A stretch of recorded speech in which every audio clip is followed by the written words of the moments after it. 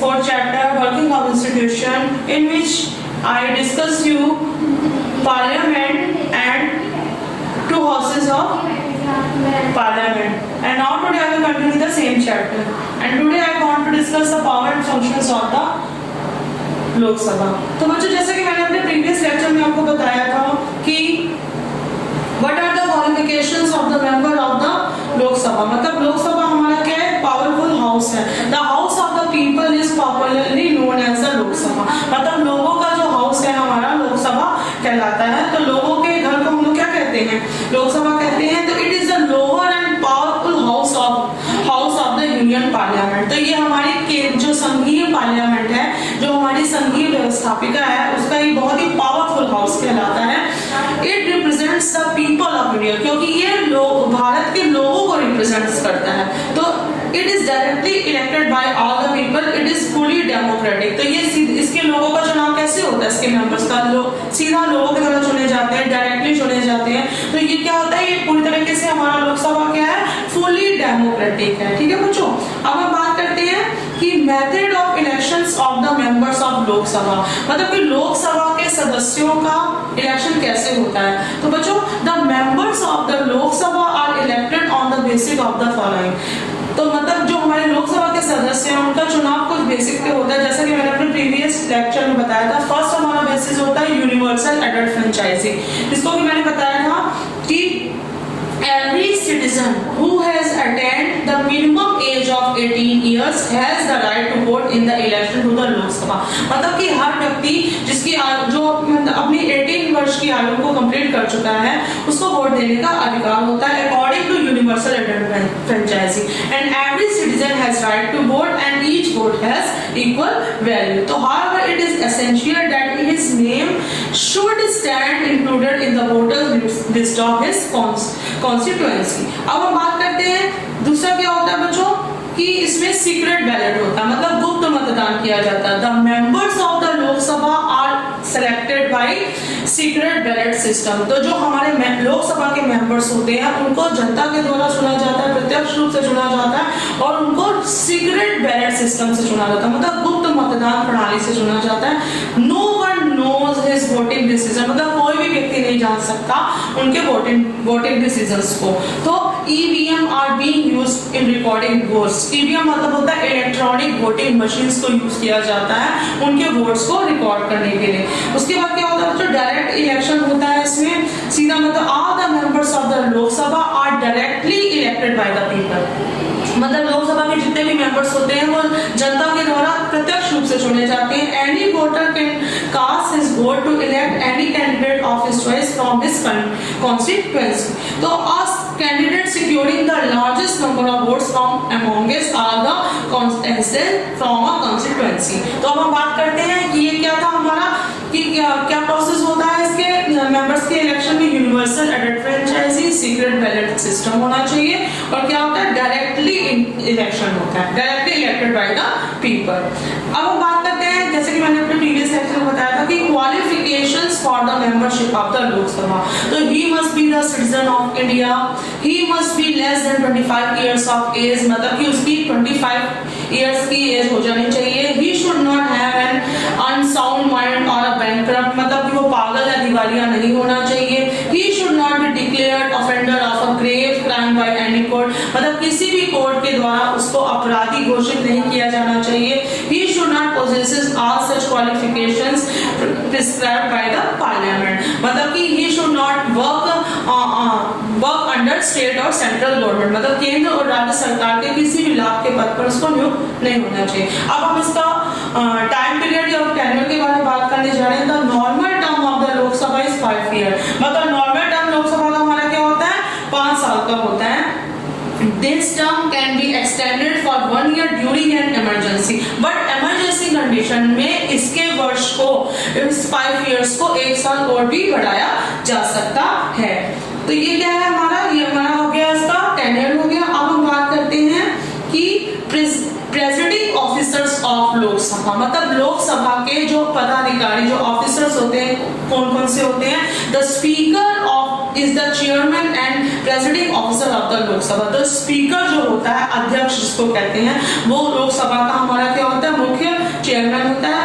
In its very fastest meeting, every new Lok Sabha elects of its member as a speaker and another is deputy speaker। तो लोकसभा के दो अध्यक्ष होते हैं, दो पदाधिकारी होते हैं, मेंबर्स। एक हमारा होता है स्पीकर, दूसरा हमारा होता है deputy speaker. The speaker presides over the meeting of the Lok Sabha. जो स्पीकर होता है, स्पीकर का वो क्या होता है? वो लोकसभा की मीटिंग्स को करता है, कंडक्ट करता है। Conduct it's presiding and maintains discipline, मतलब लोकसभा में डिसिप्लिन बनाए रखने को, शांति व्यवस्था बनाए रखने का काम करता है। And decorum in the house, his authority is supreme in the house, मतलब इसकी कुल मिलाकर इसकी जो अधिकार होता है बहुत ज्यादा बड़ा होता है। He acts as a neutral chairman in the house. तो in his absence these functions are performed by the deputy speaker. लेकिन स्पीकर के एब्सेंस में उसके काम को कौन करता है? डिप्टी स्पीकर करता है। When both speaker and deputy speaker are not present in the house, लेकिन जब दोनों स्पीकर और डिप्टी स्पीकर दोनों ही लोकसभा में नहीं रहते, तो one member from the panel of the chairman and experienced MP of the house presides over the meeting। तो ये हमारा क्या हो गया? ये हमारे हो गए लोकसभा के मेंबर्स, ठीक है। अब हम बात करें power and functions of the Lok Sabha, मतलब लोकसभा के क्या पावर और फंक्शंस। तो सबसे पहला जो है हमारा लेजिस्लेटिव पावर्स। तो लेजिस्लेटिव पावर्स मतलब होता है हमारा विधायी शक्तियां। तो an ordinary bill can become law, कोई भी ऑर्डिनरी बिल लॉ तब बनता है, कोई भी जो हमारा बिल होता है वो कानून तब बनता है जब तक उसको after it has been passed by the both houses of parliament. मतलब कोई भी बिल हमारा ऑर्डिनरी बिल लॉ तब बनता है जब तक उसको पार्लियामेंट के दोनों हाउस के द्वारा पास नहीं किया जाता। It can be introduce either in the Lok Sabha और द राज्यसभा, मतलब इसको लोकसभा में भी इंट्रोड्यूस किया जा सकता है और राज्यसभा में भी किया जा सकता है। When a bill is introduce and pass by the Lok Sabha, जब किसी बिल को लोकसभा के द्वारा इंट्रोड्यूस किया जाता है या पास किया जाता है, it is sent to the, उसके बाद उसको कहां पे भेज दिया जाता है? सबसे पहले बिल को कहां पास किया जाता है? लोकसभा में। उसके बाद उसको राज्यसभा में भेज दिया जाता है। तो after it has secured the approval of Rajya Sabha, जब उसको राज्यसभा का अप्रूवल मिल जाता है, it goes to the president. तो उसको किसके पास जाया जाता है? उसको प्रेसिडेंट के पास भेज दिया जाता है। जब प्रेसिडेंट के इस पे सिग्नेचर होते हैं, देन उसके बाद क्या होता है? उसको अप्रूवल मिल जाता है, ठीक है। तो ये हमारी क्या होगी? इसकी हमारे लोकसभा की लेजिस्लेटिव पावर्स हो गई, मतलब विधायी शक्तियां। नेक्स्ट हमारा आता है बच्चों इसमें एग्जीक्यूटिव पावर्स। एग्जीक्यूटिव पावर्स होता है बच्चों कार्यपालिका संबंधी शक्तियां। तो for all it's work the council of minister is collectively responsible before the Lok Sabha, मतलब इसका जो हमारी लोकसभा है इसका पूरा कंट्रोल होता है हमारे मिनिस्टर पर और काउंसिल ऑफ मिनिस्टर पर, मतलब मंत्रियों और मंत्रिपरिषद पर हमारी जो लोकसभा है उसका पूरा कंट्रोल होता है। The leader of the majority in the Lok Sabha becomes the prime minister. तो जो हमारी लोकसभा की मेजॉरिटी पार्टी का जो लीडर होता है, मतलब कि बहुत ज्यादा जिसको मत मिलते हैं, वो हमारा क्या बन जाता है? वो हमारा प्राइम मिनिस्टर यानी प्रधानमंत्री बनता है। तो most of the ministers are from the Lok Sabha. Mostly ministers हमारे कहां से लिए जाते हैं? लोकसभा से लिए जाते हैं। The ministers remain in house so long as they enjoy the confidence of majority in the Lok Sabha. तो ये इसकी क्या होगी? ये इसकी एग्जीक्यूटिव पावर होगी to control prime minister and council of ministers. अब हम बात करते हैं Lok Sabha can remove the ministry from office by passing a vote of no confidence. तो लोकसभा जो है वो मंत्री परिषद को उनके पद से भी हटा सकती है। नो कॉन्फिडेंस का मतलब होता है बच्चों अविश्वास प्रस्ताव पारित करके, अविश्वास प्रस्ताव को पारित करके क्या कर सकती है? लोकसभा मंत्री परिषद को अपने पद से भी हटा सकती है। तो अब हम बात करने जा रहे हैं फाइनेंशियल पावर, मतलब वित्तीय शक्तियां। तो फाइनेंशियल पावर में क्या होता है? The Lok Sabha has vast financial powers, अगर लोकसभा के पास बहुत ज्यादा फाइनेंशियल पावर्स होती हैं। और money bill can be introduce only in a Lok Sabha. जो हमारा धन विधेयक होता है, जो हमारा मनी बिल होता है, वो सिर्फ कहां पर इंट्रोड्यूस किया जाता है? लोकसभा में इंट्रोड्यूस किया जाता है। After having been passing by it, the money bill, मतलब एक बार जब लोकसभा ने उसको पास कर दिया तब वो कहाँ चला जाता है, राज्यसभा में चला जाता है, और राज्यसभा उस मनी बिल को अपने पास कितने टाइम तक रखती है, 14 डेज तक रखती है. Such a bill can be declared by the Rajya Sabha for a maximum period of 14 days. If the Rajya Sabha failed to pass a money bill, अगर राज्यसभा इन 14 डेज के बाद अगर मनी बिल को लोकसभा में नहीं पेश पाती तो क्या हो जाता है, the money bill is deemed to have been pass by both the houses of parliament. तो मनी बिल को क्या कर दिया जाता है, पार्लियामेंट के दोनों हाउसेस के द्वारा पास कर दिया जाता है. मतलब इसका प्रोसीजर क्या है कि फर्स्टली मनी बिल इंट्रोड्यूस इन लोकसभा. सबसे पहले मनी बिल कहाँ इंट्रोड्यूस होता है, लोकसभा में होता है. उसके बाद वो राज्यसभा में चला जाता है. राज्यसभा में 14 डेज के बाद उसको राज्यसभा को क्या करना होता है, लोकसभा को वो मनी बिल रिटर्न करना होता है. But in the case if Rajya Sabha fail to pass a money bill, अगर राज्यसभा मनी बिल को पास करने में फेल हो जाती है तो ये जो मनी बिल होता है ये पार्लियामेंट के दोनों हाउसेस यानी राज्यसभा और लोकसभा के द्वारा पास कर दिया जाता है. ठीक है बच्चों. नेक्स्ट हमारी पावर आती है, ये तो हमारी होगी फाइनेंशियल पावर. अब हम बात करने जा रहे हैं जुडिशियल पावर यानी न्यायिक अधिकार.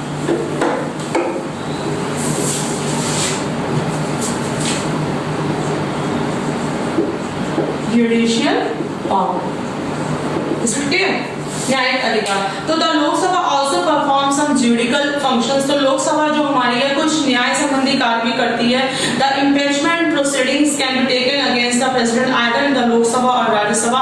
President can be removed from office only when an impeachment resolution adopted by each of the two houses with 2/3 majority of Lok Sabha. मतलब कि लोकसभा के न्याय संबंधी अधिकार क्या है कि लोकसभा राष्ट्रपति के विरुद्ध खिलाफ इम्पीचमेंट, इसको हम लोग कहते हैं महाभियोग. क्या बोलते हैं बच्चों, महाभियोग.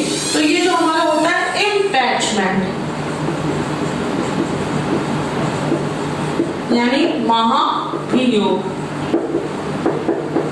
प्रस्ताव.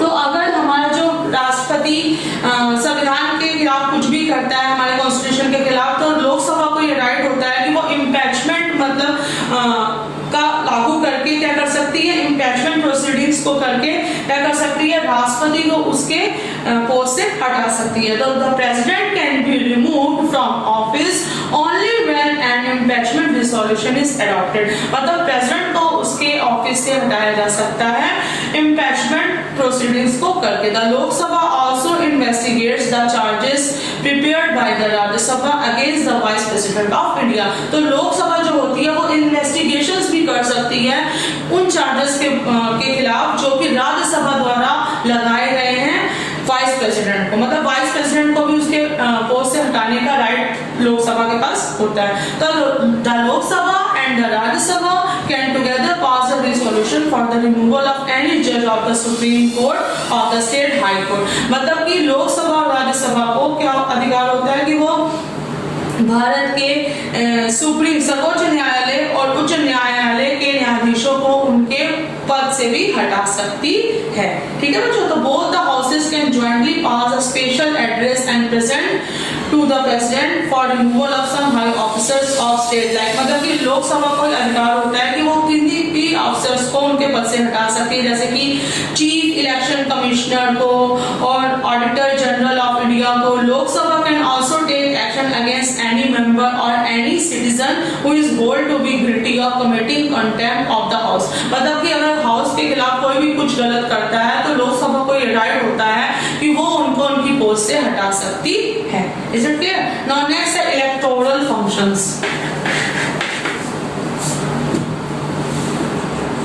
Electoral functions.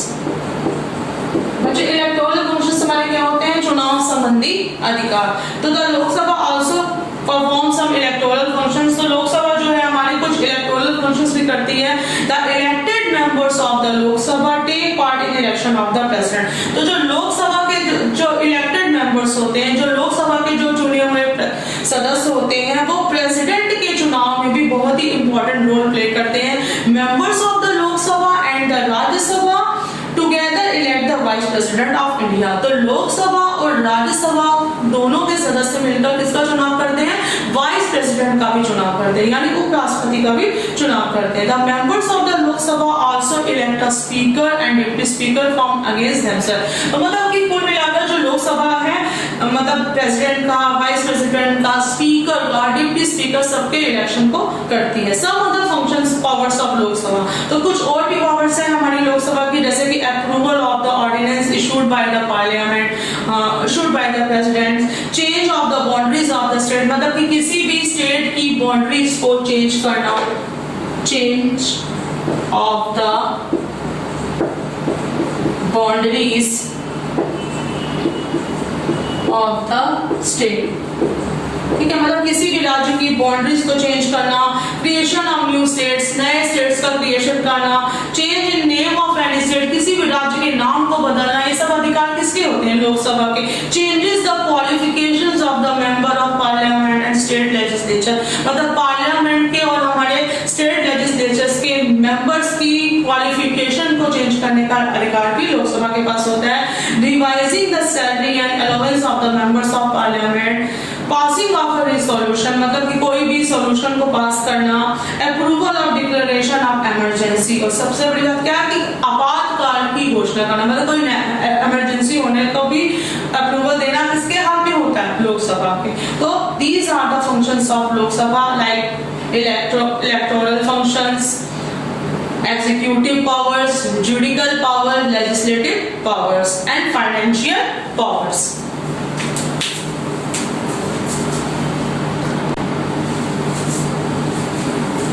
So students, position of the Lok Sabha. So after studying the powers and functions of the Lok Sabha, we can say that Lok Sabha is a very powerful house of parliament. The Council of Ministers is responsible to Lok Sabha, not to Rajya Sabha. जो हमारी Council of Ministers है, मतलब जो हमारी मंत्री परिषद है, वो हमारी लोक सभा के प्रति उत्तरदायी है, राज्यसभा के लिए नहीं। It remains in office so long as it enjoys the confidence of majority in the Lok Sabha. तो लोक सभा has full control over the finance of the state. तो लोक सभा का पूरी तरह से कंट्रोल होता है हमारे स्टेट के फाइनेंस पर। It dominates ordinary law. The leader of majority in the Lok Sabha, लोक सभा की जो मेजोरिटी पार्टी का लीडर होता है वही हमारा क्या बनता है? प्राइम मिनिस्टर बनता है। लोक सभा can cause the dismissal of the council of minister by passing a vote of no confidence, मतलब लोक सभा मंत्री परिषद के, काउंसिल ऑफ मिनिस्टर के किसी भी मंत्री को क्या कर सकती है? उनके पद से हटा सकती है और विश्वास प्रस्ताव को पारित करके नो कॉन्फिडेंस पॉलिसी और लॉ ऑफ द गवर्नमेंट, ठीक है। तो कोई भी अविश्वास प्रस्ताव पारित करके क्या कर सकती है? उनको उनके पोस्ट से हटा सकती है। तो हेंस द लोक सभा is a very powerful house of the union parliament. तो इस तरह से हम कह सकते हैं कि जो हमारी लोक सभा है वो हमारी संघीय संसद का, संघीय व्यवस्थापिका यानी यूनियन पार्लियामेंट का बहुत ही पावरफुल हाउस है। So student, that's all for today. I will continue this chapter in my next. In the previous lecture, I have explained in civics chapter working of institutions, in which I have discussed you the power and functions of the Lok Sabha.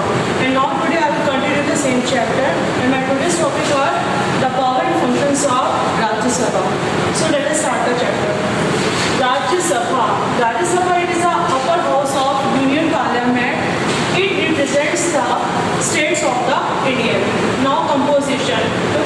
Now at a present Rajya Sabha has 245 members. तो इस समय राज्य सभा में कितने members हैं? 245 members. Out of these, 233 are to be represented of the states, and remaining 12 members are to be nominated by the president, who have achieved distinctions in the field of art, science and literature. तो बच्चों, इस समय राज्य सभा में हमारे 245 members हैं, जिसमें से हमारे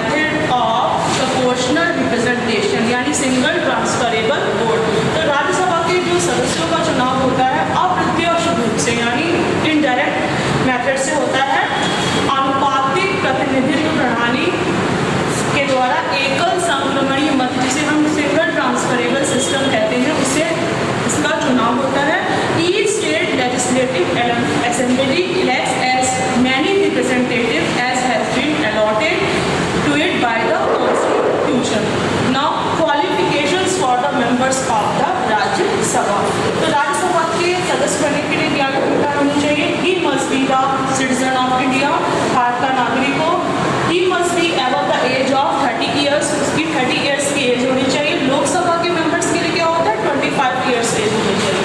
he must not hold any profit under any government, तो वो गवर्नमेंट की किसी भी प्रॉफिट को होल्ड नहीं करना चाहिए। नेक्स्ट है, he should not be insane और अ बैंकरप्ट, पागल या दिवालिया नहीं होना चाहिए। He should not have been disqualified under any law of the parliament. तो now any person residing in any part of the India can contest election to the Rajya Sabha from any state, तो भारत के किसी भी स्टेट से कोई भी व्यक्ति राज्यसभा का इलेक्शन कर सकता है। For this purpose residence of the concern state is not essential. Now next is tenure, तो इसका वर्किंग पीरियड क्या है। Now next is tenure of Rajya Sabha. तो the Rajya Sabha is permanent house, it is not subject to dissolution of any court. तो राज्यसभा हमारा क्या है, permanent house है, इसको हम नहीं कर सकते हैं। 1/3 of its member retired after every 2 years and elections are held only for the vacant seats. तो इसके जो 1/3 मेंबर्स होते हैं उनको हर 2 वर्ष के बाद हम रिटायर कर सकते हैं और उनकी वैकेंट सीट को फुलफिल करने के लिए दूसरे लोगों का इलेक्शन हो सकता है। तो the tenure of each member of the Rajya Sabha is 6 years। Rajya Sabha के सभी सदस्यों का कार्यकाल कितना होता है, 6 years। Now privileges of members.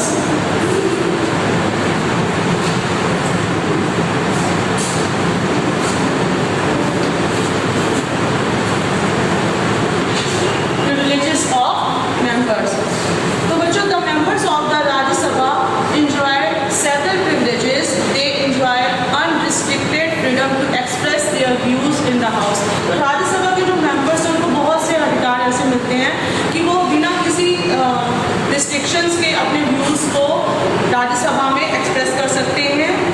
Action can be taken against them for anything said by them in the house, so they cannot be arrested by any civil offence during and 40 days before and after the session of the Rajya Sabha। Now chairman and deputy chairman of the Rajya Sabha। Chairman and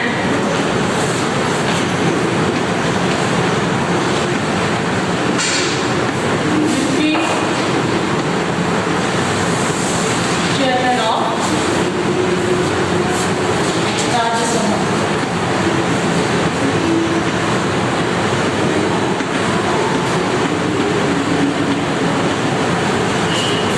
So students, the vice president of the India is ex officio chairman of the Rajya Sabha। तो बच्चों, राज्य सभा का जो हमारा chairman होता है, सभापति, वो कौन होता है, भारत का उपराष्ट्रपति। The vice president of India is the ex officio chairman of the Rajya Sabha। Vice president of India is the ex officio chairman of Rajya Sabha।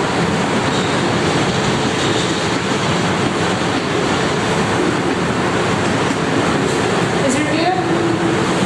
He is not a member of the house, however he presides over its meetings and conduct its proceedings। तो वो राज्यसभा का सदस्य नहीं होता, वो भारत का उपराष्ट्रपति होता है, जो कि राज्यसभा का क्या होता है, चेयरमैन होता है। During the absence of the vice president, the deputy chairman of the Rajya Sabha over the meeting. तो वाइस प्रेसिडेंट के एब्सेंस में जो डिप्टी चेयरमैन होता है वो सभा के कार्य को संभालता है। Now power and functions of the Rajya Sabha.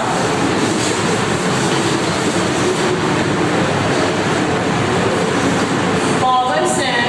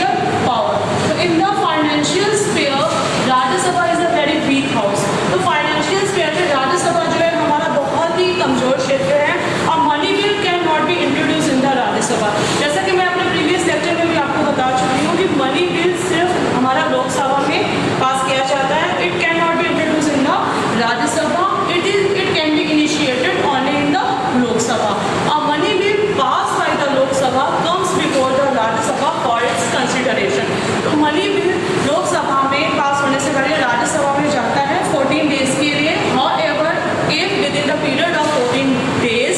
If the Rajya Sabha fails to pass the money bill, that bill is taken to have passed by the parliament. तो 14 days के लिए जो मनी बिल होता है राज्य सभा के पास जाता है.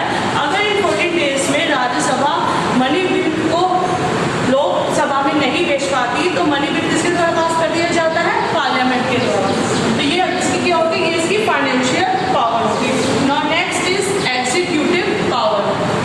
The union council of ministers is collectively responsible before the Lok Sabha and not to Rajya Sabha. तो जो हमारी यूनियन काउंसिल ऑफ मिनिस्टर है, केंद्रीय मंत्रिपरिषद है, वो हमारी लोकसभा के लिए रिस्पॉन्सिबल होती है, राज्यसभा के लिए नहीं. Now next power is amendment powers. Rajya Sabha and Lok Sabha can together amend the constitution by passing an amendment bill with 2/3 majority in each house. तो राज्यसभा और लोकसभा दोनों के सदस्य मिलकर कॉन्स्टिट्यूशन में क्या कर सकते हैं?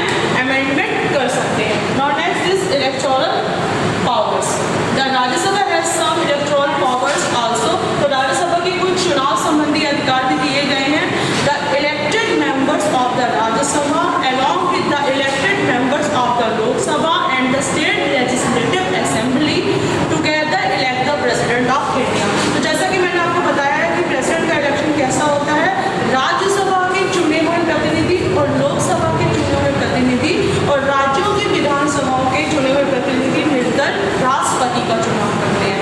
So the elected members of Lok Sabha and the Rajya Sabha and all the state legislative assembly together elect the president of India.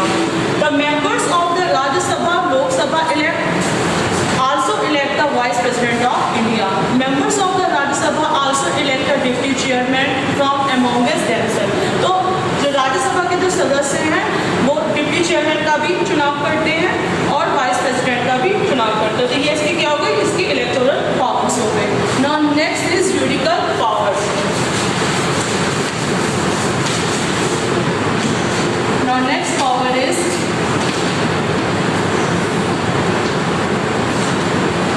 Judicial power यानी न्यायिक अधिकार. तो the Rajya Sabha acting along with the Lok Sabha can impeach the president on charges of violation of the constitution. तो संविधान को उल्लंघन करने पर जो हमारी राज्यसभा होती है लोकसभा के साथ मिलकर इम्पीचमेंट यानी महाभियोग लगाकर राष्ट्रपति को उनके पोस्ट से हटा सकती है. The Rajya Sabha can also pass a special address for causing the removal of the जज ऑफ द सुप्रीम कोर्ट और एनी ऑफ हाई कोर्ट. तो राज्यसभा को ये भी राइट होता है कि वो स्पेशल मतलब प्रस्ताव पारित करके जज सुप्रीम कोर्ट के और हाई कोर्ट के जजेस को उनकी पोस्ट से हटा सकती है. The charges against the vice president can be levelled only in the Rajya Sabha. The Rajya Sabha can pass a resolution for the removal of some high officers like the attorney general of India and auditor general and chief election commissioner. तो इन सबको उनके पद से राज्यसभा हटा सकती है. These are the power and functions of the Rajya Sabha like executive powers, judicial power, legislative powers, electoral powers and amendment powers. So students, position of the Rajya Sabha.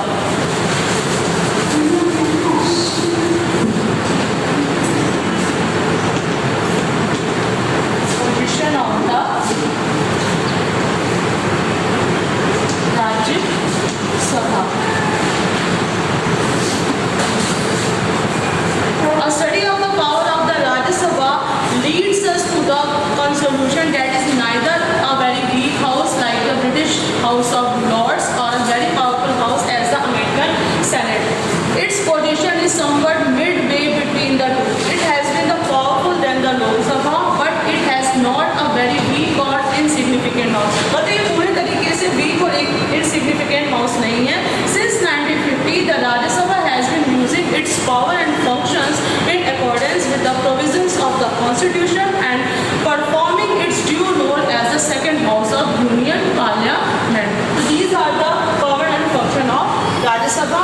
Rajya Sabha is the upper house of Union Parliament and it members. Out of these, 233 are represented to the State Legislative Assembly and